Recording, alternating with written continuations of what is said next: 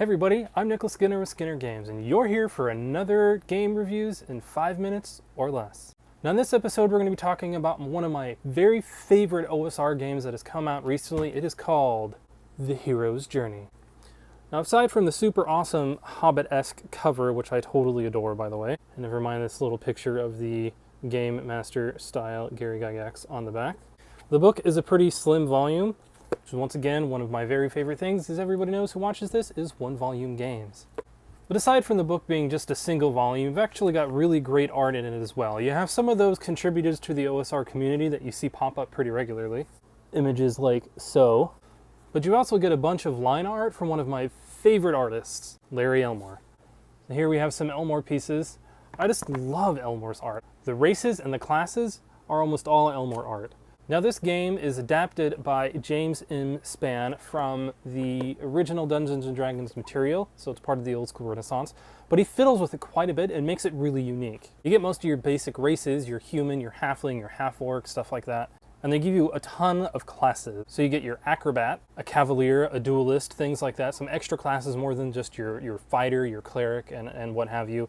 There's also the addition of the Jester, which is a really fun and interesting class. When you're making your character, it introduces something that has to do with its background, a profession, which gives you a bit of free gear and determines your starting gold. And one thing that harkens back to some of the older styles of role-playing is that each race kind of determines what class you can choose, as well as what profession you can pick. So I'm going to show the profession table, and you can see what I'm talking about. So here's the profession table, and you can see that each race kind of determines, if you want to randomly roll, what profession you can have.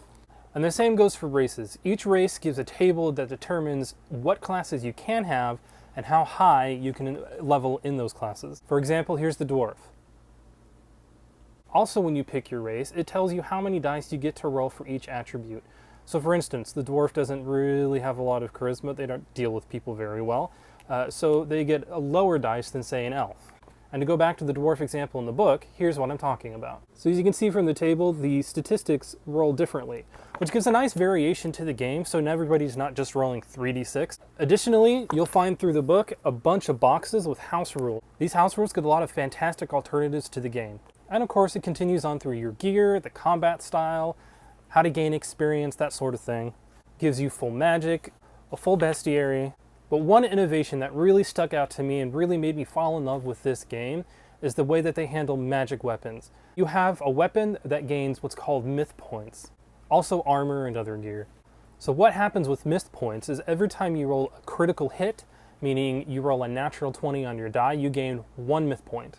And when your weapon or armor or whatever it is that you're using gains 5 myth points, it's naturally imbued with a +1 bonus. So for a weapon, you get +1 to hit and damage. For armor, you get +1 damage reduction, which is how armor works in this game. It doesn't add to your AC, it reduces the damage that you take, as armor should.